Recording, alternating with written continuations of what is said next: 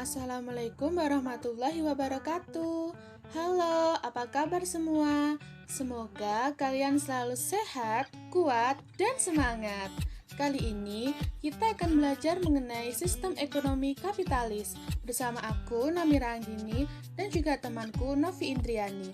Oke, langsung aja kita ke acara utama. Nah, kali ini kita memiliki 4 topik pembahasan. Yang pertama adalah mengenai ciri sistem ekonomi kapitalis. Yang kedua, mengenai lembaga sistem ekonomi kapitalis. Yang ketiga, mengenai konsep kepemilikan. Dan yang keempat, mengenai kebaikan dan keburukan dari sistem ekonomi kapitalis. Dan untuk topik 1 dan topik 2, kalian akan belajar bersama aku sendiri, Namira Anggini. Dan untuk topik ketiga dan topik keempat, kalian akan belajar bersama temanku Novi Indriani. Kita masuk pada topik pembahasan pertama, yaitu mengenai ciri sistem ekonomi kapitalis. Ciri utama dari sistem ekonomi kapitalis adalah diakuinya hak milik pribadi atas alat produksi dan kegiatan distribusi yang pemanfaatannya digunakan untuk memperoleh laba semaksimal mungkin. Oleh karena itu, pada sistem ini semua orang memiliki kesempatan yang sama untuk melakukan kegiatan usaha. Dan iklim usaha pada sistem ekonomi kapitalis akan bersifat sangat kompetitif. Ciri pertama dari sistem ekonomi kapitalis adalah kebebasan untuk hak milik secara perorangan. Dalam sistem ekonomi kapitalis tidak menerima sama sekali campur tangan pemerintah dalam kepemilikan sumber daya dan diharapkan akan menimbulkan pemanfaatan secara maksimal akan segala sumber daya yang tersedia dalam kegiatan perekonomian. Dan pada akhirnya akan mempengaruhi pendapatan yang diterima oleh masyarakat dan menjadi lebih merata. Mengapa lebih merata? Karena pada sistem ini semua orang mendapatkan kesempatan yang sama dalam pemanfaatan sumber daya. Ciri kedua dari sistem ekonomi kapitalis adalah persaingan bebas. Persaingan bebas yang dimaksudkan adalah siapapun bisa berkompetisi dalam pasar. Segala kegiatan tergantung dengan apa yang terjadi di pasar. Persaingan bisa terjadi antara produsen dalam menghasilkan produk, antar penyalur produk, antar karyawan untuk mendapatkan pekerjaan, dan persaingan juga bisa terjadi antar pemilik modal. Ciri ketiga dari sistem ekonomi kapitalis adalah kebebasan penuh. Kapitalisme meyakini bahwa manusia terlahir dengan memiliki kebebasan, di mana manusia dapat melakukan apapun yang diinginkan dan menanggung sendiri resiko atas segala keputusannya. Dan prinsip kebebasan ini dianggap sebagai kondisi yang paling sesuai dengan sendi kapitalis. Ciri keempat dari sistem ekonomi kapitalis adalah mementingkan diri sendiri. Kegiatan setiap individu dinilai akan membawa kemakmuran perekonomian saat setiap individu hanya mengurusi urusannya sendiri. Maka mereka akan hanya terfokus untuk mengembangkan dan mengeksplorasi kemampuan sendiri. Jika setiap orang bisa terfokus untuk mengembangkan dirinya, maka secara otomatis kemampuan semua orang akan meningkat dan berdampak pada kemakmuran masyarakat yang juga akan meningkat.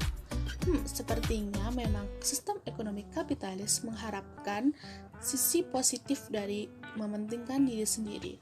Tapi nyatanya banyak sekali orang yang bersikap lebih kepada egois dan juga menghilangkan sisi kemanusiaan dari dirinya sendiri. Ciri kelima dari sistem ekonomi kapitalis adalah harga sebagai penentu. Ya, harga adalah penentu dari segala kegiatan pasar. Harga pasar akan selalu berfluktuasi dan hal ini menimbulkan kemungkinan bahwa tidak semua barang yang diproduksi akan terjual, sehingga produsen akan menyesuaikan jumlah barang yang diproduksi. Kondisi ini akan memunculkan tingkat efektivitas dan efisiensi yang tinggi, karena pelaku ekonomi akan dengan sendirinya menyesuaikan diri dengan keadaan pasar saat ini. Kemudian yang terakhir dari ciri sistem ekonomi kapitalis adalah campur tangan pemerintah minim. campur tangan pemerintah dalam bidang ekonomi dianggap sebagai penghambat. Jika pemerintah terlalu mengatur, akan terjadi ketidakseimbangan pada harga pasar. Dalam sistem ekonomi kapitalis, diyakini terdapat invisible hand yang mengatur jalannya pasar. Sekarang kita masuk pada topik pembahasan kedua, yaitu mengenai lembaga sistem ekonomi kapitalis. Kata lembaga sendiri dalam KBBI diartikan sebagai badan atau organisasi dan juga sebagai bentuk atau wujud asli. Namun pada literatur yang kami temukan, materi lembaga sistem ekonomi kapitalis lebih kepada apa yang terjadi pada komponen sistem ekonomi dalam aliran kapitalis. Maka kita akan menjelaskan mengenai hal tersebut. Pertama, kita akan membahas bahwa pada perusahaan, hak milik dan pengelolaan perusahaan terpisah satu sama lainnya. Untuk bentuk usaha kecil, kepemilikan dan pengelolaan usaha masih dapat dilakukan oleh orang yang sama. Namun pada perusahaan raksasa, kepemilikan berada pada ratusan bahkan jutaan pemegang saham yang terpencar. Sedangkan pengaturan dan pengelolaan perusahaan akan dilakukan oleh suatu kelompok kecil yang mungkin saja hanya memiliki sebagian kecil saham perusahaan.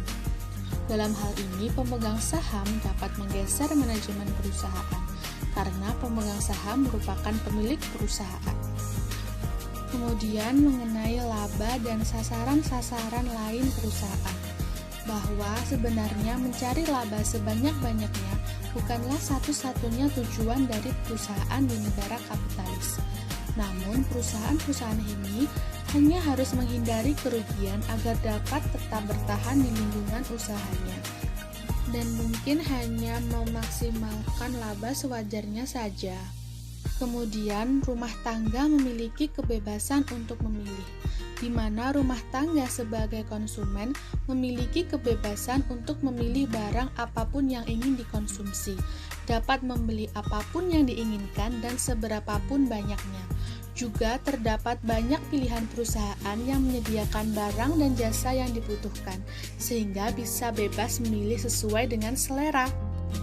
Selanjutnya, mengenai persaingan pada sistem ekonomi kapitalis, di mana persaingan tidaklah ditekankan pada persaingan harga barang terhadap barang lainnya yang sama, karena hal ini akan merusak kestabilan pasar. Persaingan lebih ditekankan pada kualitas suatu barang dibandingkan barang lain yang serupa, kemudahan dalam bertransaksi di satu toko dengan toko lainnya, dan berbagai hal lainnya yang tidak mengenai harga. Dan yang terakhir mengenai harga pada sistem ekonomi kapitalis, di mana harga memiliki fungsi sebagai informasi yang dapat mempengaruhi keputusan ekonomi seseorang atau perusahaan. Dan pada sistem ini, harga sifatnya sangat fleksibel. Fleksibilitas harga bagi suatu perekonomian pasar modern dapat memperlancar kecepatan penyesuaian terhadap gejolak yang terjadi atau perubahan sasaran sosial yang terjadi. Dan saat ini kita akan membahas tentang konsep kepemilikan yang ada pada sistem ekonomi kapitalisme. Jadi bagaimana sih konsep kepemilikan dalam sistem ekonomi kapitalis? Sistem ekonomi kapitalis memiliki pandangan, yaitu manusia dianggap memiliki hak milik yang mutlak atas alam semesta. Karenanya dia bebas untuk memanfaatkan sesuai dengan kepentingannya. Manusia tersebut dapat menggunakan seluruh sumber daya ekonomi yang tujuannya akan memberikan kesejahteraan padanya, dengan jumlah yang tidak ditentukan serta cara apa saja masyarakat memperolehnya.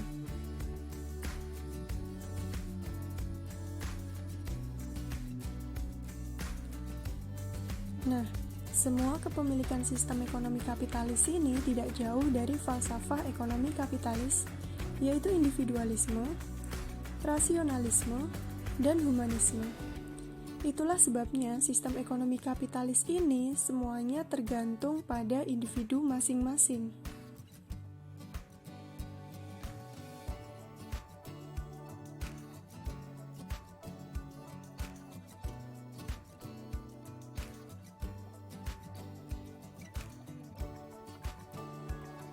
Dalam setiap sistem ekonomi, pasti memiliki kekuatan dan juga kelemahan. Begitu juga pada sistem ekonomi kapitalis. Terdapat beberapa kebaikan dan juga keburukan pada sistem ekonomi ini. Apa saja sih kebaikan dan keburukan itu? Yang pertama, kita akan berbicara tentang kelemahan dari sistem ekonomi kapitalis. Yang pertama adalah dari sisi hak milik. Ekonomi kapitalis mempercayai swasta atas alat produksi, distribusi, dan pertukaran yang dikelola dan dikendalikan oleh individu atau sekelompok individu dengan tujuan memperoleh laba. Konsep seperti ini dapat mengarah kepada konsentrasi kekayaan di tangan sedikit orang, alias kekayaan yang tidak merata. Lalu yang kedua adalah dari sisi kebebasan ekonomi. Ekonomi kapitalisme menempatkan kebebasan ekonomi yang tak terbatas dan tidak ada campur tangan negara. Nah, praktik seperti ini dapat menimbulkan malpraktik bisnis seperti penyelundupan, pasar gelap, pencarian laba berlebihan, penimbunan, dan lain-lain. Yang ketiga adalah dari sisi monopoli. Kapitalisme sangat memuja persaingan. Dengan pengakuan atas keberadaan monopoli akan mendorong terjadinya merger beberapa bisnis kecil menjadi satu, sehingga menjadi monopoli atau kartel. Konsekuensinya, monopoli bisa membunuh persaingan bebas, menyebabkan inflasi, dan akhirnya menyebabkan terjadinya pengangguran. Lalu yang keempat adalah dari sisi bunga. Lembaga perbankan dan bunga adalah darah kehidupan kapitalisme. Praktek perbankan menggunakan basis bunga atau interest based, di mana salah satu pihak bertindak sebagai peminjam dan pihak lainnya sebagai pemberi pinjaman. Atas dasar pinjaman tersebut, nasabah dikenakan bunga sebagai kompensasi dari penangguhan waktu pembayaran hutang tersebut.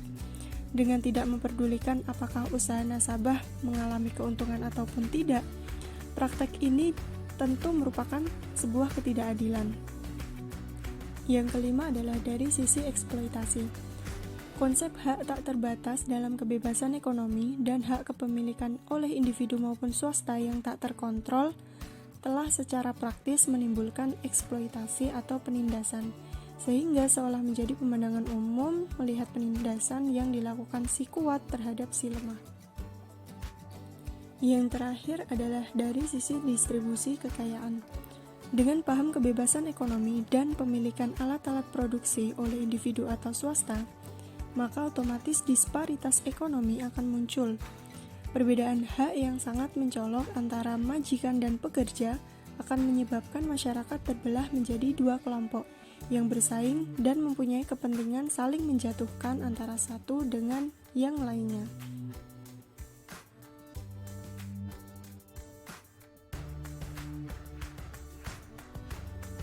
Selain berbagai kelemahan pada sistem ekonomi kapitalis, tentu sistem ini juga memiliki beberapa kelebihan.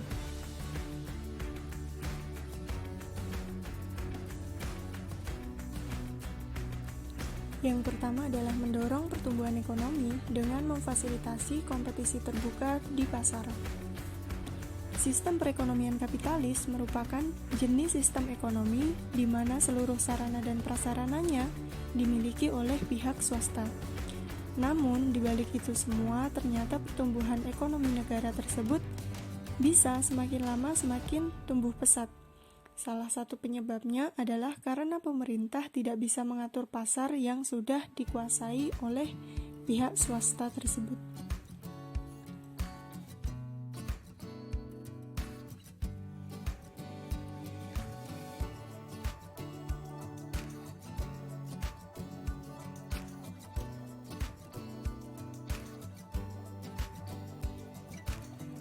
Kelebihan yang kedua adalah menyediakan setiap individu kesempatan lebih baik untuk meningkatkan pendapatan dan untuk menciptakan pertumbuhan ekonomi. Karena sarana dan prasarana kegiatan ekonomi dimiliki oleh pihak swasta dan tingkat pertumbuhan ekonomi pun semakin tinggi, lapangan kerja pun semakin banyak menyerap tenaga kerja demi memenuhi kebutuhan pasar. Tidak hanya lapangan pekerjaan, namun peluang untuk membuka dan memulai bisnis baru juga semakin besar untuk dilakukan oleh masyarakat.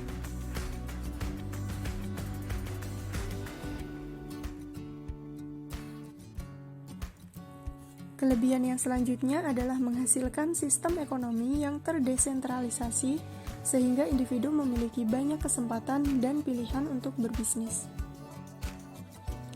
Sistem ekonomi kapitalis ini mampu menghasilkan sistem ekonomi yang terdesentralisasi dan mampu memberikan masing-masing individu yang terlibat di dalamnya untuk memulai bisnis yang mereka inginkan.